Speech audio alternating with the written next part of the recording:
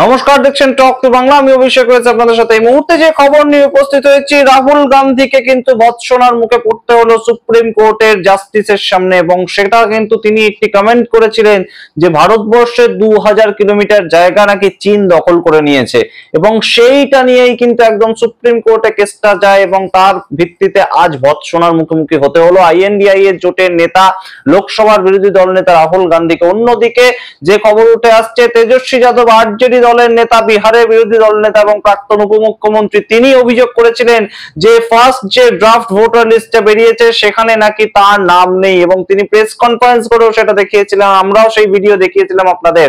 কিন্তু এই মুহূর্তে ইলেকশন কমিশন অফ ইন্ডিয়া তার নাম যে রয়েছে ড্রাফট ভোটার লিস্টে সেই রকম কিন্তু একটা প্রমাণ দেখিয়েছে, এবং তার ভিত্তিতে রীতিমতন তাকে বলেছে যে আপনি যে প্রেস কনফারেন্স করেছিলেন সেখানে আপনার যে এপিক ভোটার কার্ডের নাম্বার আপনি দিয়েছেন তার সঙ্গে আমাদের কাছে যে তথ্য আছে সেই নাম্বার কিন্তু মিলছে না, এবং যার ভিত্তিতে আমরা দেখাতে পাচ্ছি আপনার নাম রয়েছে, আপনি দেখাতে পারছেন না।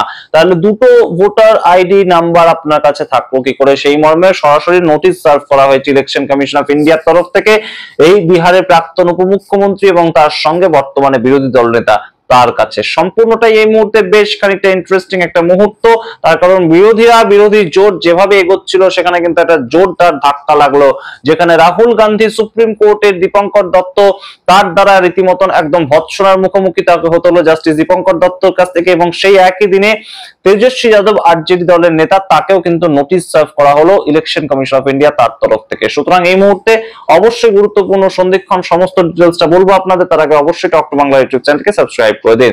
আপনারা জানেন যে এই মুহূর্তে কিন্তু রাহুল গান্ধী একদম অপ্রতিরোধ্য গতিতে তিনি 2024 সালের পর থেকে কিন্তু একদম ভোটে জেতার পর থেকে আইএনডিআই এর জোটটাকে একত্রিত করে ইউনাইটেডলি লড়াই করছেন মোদী সরকারের বিরুদ্ধে, এবং মোদী বিরোধী যে কোনো শক্তিকে কিন্তু রাহুল গান্ধী একটা ছাতার তলায় নিয়ে এসেছেন, এবং সেই প্রেক্ষাপটে এই মুহূর্তে বিহারের যে এসআইআরটা সেটা নিয়ে চরম গতিতে লড়াই করছেন তিনি।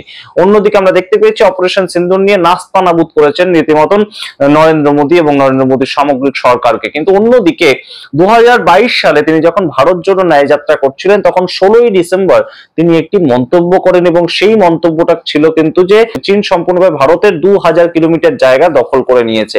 এই যে বক্তব্যটা সেটার পরিপ্রেক্ষিতে কিন্তু প্রথমে একদম উত্তরপ্রদেশের যে ম্যাজিস্ট্রেট কোর্ট সেখানে একটা কেস দায়ের করা হয়, এবং তার পরবর্তীতে একদম সরাসরি সেই কেসটা কিন্তু ওঠে সুপ্রিম কোর্টে, হাইকোর্টের পরবর্তীতে সুপ্রিম কোর্ট, এবং তার ভিত্তিতে আজকে আমরা দেখলাম জাস্টিস দীপঙ্কর দত্ত একদম সরাসরি প্রশ্ন করেছেন যে how did you get to know that 2000 square kilometre of Indian territory was occupied, were you there, do you have any credible proof?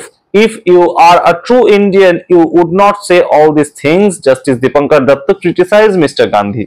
একদম সরাসরি যে আপনি কিভাবে জানলেন যে 2000 কিলোমিটার জায়গা সম্পূর্ণ দখল হয়ে গিয়েছে? তার আপনি একটা দেশের নেতা, এবং সেই জায়গা থেকে আপনি যে বক্তব্যটা রাখছেন সেটা কিন্তু একদম সাধারণ আর 5 জন মানুষের মতন হতে পারে না। আপনি একটা প্রশ্ন চিহ্ন দিয়ে যদি একটা প্রশ্ন আপনি মন্তব্য করে দেন সেটা কিন্তু হতে পারে না, সেটা কিন্তু গ্রহণযোগ্য নয়। আপনার কাছে ক্রেডিবল প্রুফ থাকতে হবে। আপনি দেশের একজন নেতা, এবং তার সঙ্গে এলওপি, আপনি লোকসভার এলওপি, অর্থাৎ যে কোনো কেন্দ্রীয় মন্ত্রীর সমান কিন্তু আপনার একটা গুরুত্ব এই মুহূর্তে দেশে রয়েছে। সুতরাং সেই জায়গা থেকে আপনি যে কথাটা বলেছিলেন কিসের ভিত্তিতে বলেছিলেন? একটা ক্রিটিসাইজ করা হলো রাহুল গান্ধীকে কোথাও গিয়ে এই মুহূর্তে, সেটা কিন্তু আইএনডিআই এর জোটের ওপর সম্পূর্ণ যে একটা প্রভাব পড়বে তেমন মনে করছেন না রাজনৈতিক পর্যবেক্ষকরা। তবে অবশ্যই রাহুল গান্ধী নিজে হয়তো রাজনৈতিকভাবে একটা ধাক্কা খেলেন, সেটা কিন্তু মনে করছেন অনেকেই। এবং অন্যদিকে যেটা সবচেয়ে গুরুত্বপূর্ণ বিষয়, আপনারা এই মুহূর্তে বিভিন্ন জায়গা থেকে জানতে পেরেছেন যে একদম ইলেকশন কমিশন অফ ইন্ডিয়া তাদের সম্বন্ধে কিন্তু একটা মিথ্যে ভাষণ করেছিলেন তেজস্বী যাদব, যিনি এই মুহূর্তে আইএনডিআই এর জোটের পক্ষ থেকে একদম মুখ্যমন্ত্রী পদপ্রার্থী, এবং সেই জায়গা থেকে তিনি সরাসরি বলেছিলেন ফার্স্ট ড্রাফট ভোটার লিস্ট যেদিন বেরোলো 1 আগস্ট, সেই দিনই তিনি একদম বৈঠক করেছিলেন, এবং বৈঠক করে তিনি বলেছিলেন যে তার নাম নাকি এই ড্রাফট ভোটার লিস্টে নেই, এবং তিনি তার একটা এপিক ভোটার নাম্বার সেটাকে পুট করে দেখিয়েছিলেন সম্পূর্ণটা প্রজেক্টরের মাধ্যমে। কিন্তু ইলেকশন কমিশন অফ ইন্ডিয়া কিছুক্ষণের মধ্যেই তারা কিন্তু দাবি করে যে তেজস্বী যাদব যে কথাটা বলছে সেটার কোনো ক্রেডিবিলিটি নেই, তার কারণ তেজস্বী যাদব যে নাম্বারটা দিচ্ছে আর ইলেকশন কমিশন অফ ইন্ডিয়া ইন্ডিয়ার কাছে তেজস্বী যাদবের নামে যে ভোটার আই কার্ডটা আছে এবং তার যে নাম্বারটা আছে দুটো মিলছে না, এবং একই লোকের দুটো ভোটার কার্ড বিহারে থাকতে পারে কি করে, সেটাই কিন্তু প্রশ্ন করে একদম নোটিশ সার্ভ করেছেন তেজস্বী যাদবকে ইলেকশন কমিশন অফ ইন্ডিয়া, এবং যেটার মাধ্যমে কিন্তু মিথ্যেবাদী তেজস্বী যাদব এরকম বিভিন্ন ন্যারেটিভ এই মুহূর্তে উঠে আসছে। এবং অবশ্যই এই মুহূর্তে একটা ধাক্কা তেজস্বী যাদব খেলেন, যিনি এত বড় একটা অভিযোগ করেছেন যে ড্রাফট ভোটার লিস্টে তার নিজেরই নাম নেই এবং তিনি ভোটে লড়বেন কিভাবে। এই অভিযোগটা কি তেজস্বী যাদব করেছিলেন তার আগে তার একটু চেক করে নেওয়া উচিত ছিল, তেমন কিন্তু মনে করছেন বিভিন্ন রাজনৈতিক পর্যবেক্ষক। এবং এই মুহূর্তে অবশ্যই তেজস্বী যাদবকে কিন্তু নোটিশ সার্ভ করে কোথাও গিয়ে ইলেকশন কমিশন অফ ইন্ডিয়া তাদের যে একটা স্বচ্ছ ভাবমূর্তি সেটা একটা প্রতিষ্ঠা করতে চাইলো কিংবা প্রতিষ্ঠা করতে সমর্থ হলো, সেটাই কিন্তু আরো একবার মনে করছেন এই মুহূর্তে রাজনৈতিক বিশ্লেষকরা। এবং এই মুহূর্তে আপনাদেরকে আরো একবার বলি যে একদম সুপ্রিম কোর্টের দীপঙ্কর দত্ত, জাস্টিস দীপঙ্কর দত্ত, তিনি কিন্তু সরাসরি রাহুল গান্ধীকে এই মুহূর্তে ক্রিটিসাইজ করেছেন, ভৎসনা করেছেন যে আপনার কাছে যদি কোনো ক্রেডিবল প্রুফ না থাকে, আপনি একজন সাধারণ নাগরিকের মতন এ ধরনের কোনো কথা বলতে পারেন না। আপনার কাছে কি প্রুফ আছে? আপনি কি ওখানে ছিলেন যখন 2000 কিলোমিটার জায়গা দখল করে ফেলেছিল চীন?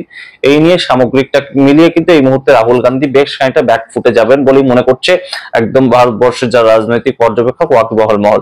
আপনারা কি মনে করেন সামগ্রিক বিষয় অবশ্যই কমেন্ট বক্সে কমেন্ট করে জানান। দেখুন তেজস্বী যাদব একদম প্রথম যেদিন ভোটার লিস্ট বেরিয়েছিল সেদিন কি দাবি করেছিলেন, তার কি অভিযোগ ছিল। তিনি বলেছিলেন আমার তো নাম ভোটার লিস্টে নেই, তাহলে আমি ভোটে লড়বো কি করে। কিন্তু তার পরবর্তীতে ইলেকশন কমিশন অফ ইন্ডিয়ার তরফ থেকে একদম দেখিয়ে দেওয়া হয়েছিল যে তিনি সঠিক কথা বলছেন না, তিনি মিথ্যে ভাষণ করছেন, কারণ তার নাম ভোটার লিস্টে রয়েছে কিন্তু তিনি যে এপিক নাম্বার ইউজ করেছেন সেটা আসল নাম্বার নয়। তাহলে তার কাছে সেই নাম্বারটা এলো কি করে? এবং ইলেকশন কমিশন অফ ইন্ডিয়ার কাছে অন্য নাম্বার দিয়ে তার নামে কিন্তু অলরেডি যে রেজিস্ট্রেশন হয়েছে এবং ড্রাফট ভোটার লিস্টে তার নামও রয়েছে। সামগ্রিক প্রতিবেদনের ভিত্তিতে আপনাদের কি মতামত অবশ্যই কমেন্ট বক্সে কমেন্ট করে জানান। দেখতে এখন টক টু বাংলা, অবশ্যই টক টু বাংলা ইউটিউব চ্যানেলটিকে সাবস্ক্রাইব করে দিন। দেখুন তেজস্বী যাদব কি বলেছিলেন সেদিন। एप्लीकेशन है, मेरा भी नहीं है, हम चुनाव कैसे लड़ेंगे?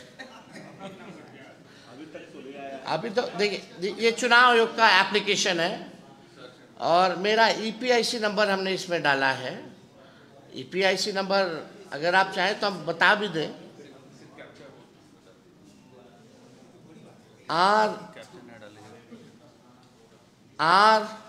RAB29162120, इसमें कैप्चा आता है। हाँ अच्छा आ रहा है। अब हम डालते हैं कि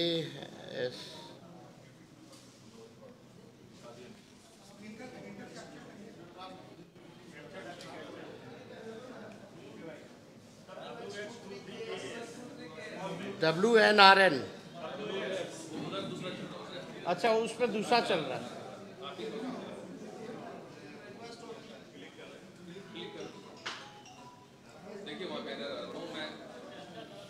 डालिए। क्या बोल रहा है? No record. आप देखिए, डालो।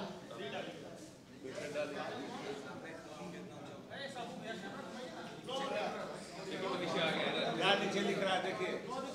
No record. What does it mean?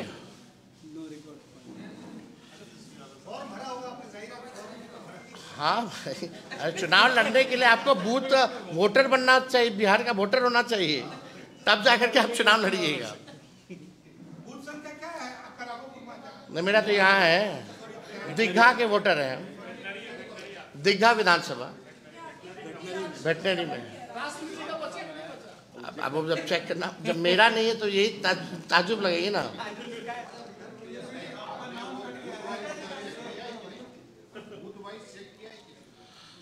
अब आप बताओ जो बाहर रह रहा है कितने करोड़ों संख्या में रह रहे हैं, अब वो लोग भी ऑनलाइन अगर चेक कर रहा होगा तो उन लोग का भी नहीं है। हाँ भाई क्यों नहीं बड़े हम जानबूझ के, हमको कोई पावती नहीं मिला लेकिन हम फोटो खिंचवा लिए फॉर्म देते हुए अपने बीएलओ के साथ।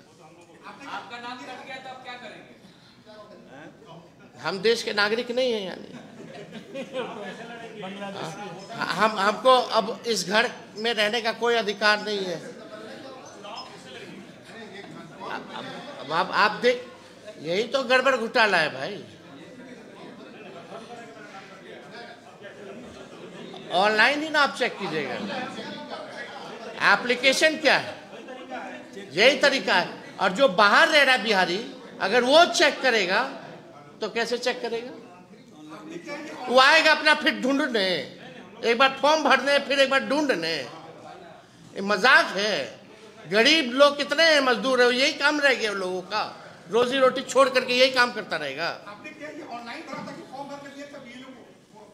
नहीं, BLO आई थी, फॉर्म भर के उनको दिया गया। आप अपना देखे।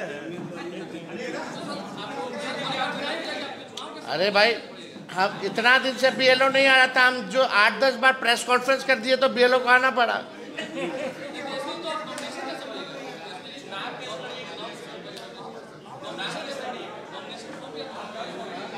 यार थोड़ा भाजपा वालों लोग का भी पूछ लो, उन लोग का भी किसका नाम कटा नहीं कटा। अभी हम चेक नहीं किए उनका। हम तो आप ही के सामने हमको बताया लड़का कि आपका नहीं है, हम तो आप ही के सामने। अगर पहले पता होता तो हम तो यहीं से शुरू करते। ये तो रियल फैक्ट चेक हमने किया है, ये स्थिति है। तो ये क्या मतलब है? इसलिए हम सुप्रीम कोर्ट से आग्रह करेंगे कि ऐसे कई लाखों जो जायज वोटर्स हैं बिहार के, उनका कितनों का नाम कटा होगा, तो खुद सुप्रीम कोर्ट कृपया संज्ञान लेते हुए चुनाव आयोग से जो है स्पष्टीकरण मांगे और बूथ वाइज जो है कैटेगरिकली कौन शिफ्टेड है, कौन अनरिप्रेजेंटेड है, कौन किसका डेथ हुआ है,